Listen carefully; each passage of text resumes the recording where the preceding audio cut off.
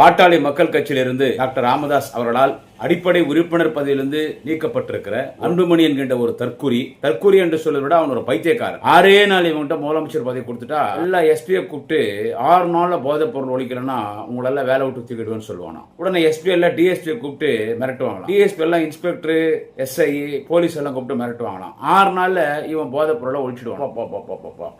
டே அன்புமணி இருக்கிற தைரியம் இருக்குது பாரு, செம தைரியம்டா. உங்க அப்பா உனக்கு தலைமைக்கான பண்பே இல்லைன்றாரு. ஒரு மாடு மேய்க்கிற பையன் கூட தெளிவா இருப்பான். அந்த தெளிவு கூட அன்புமணிக்கு இல்லைன்னு உங்க அப்பா உன்னை காரி தூணு துப்புறான். ஏனடா என் கட்சி பேரை பயன்படுத்துறது? நான் 90,000 கிராமத்துக்கு போனேன், எத்தனை 1000 கிலோமீட்டர் நடந்திருப்பேன். நீ வேணா தனி கட்சி ஆரம்பிச்சுக்கணும். காரி மூஞ்சி மேல கொத்தியா துப்பிட்டாரு. 6 நாள் முதலமைச்சர் பதவி வேணுமா? 6 மாசம் முதலமைச்சர் பதவி வேணுமா?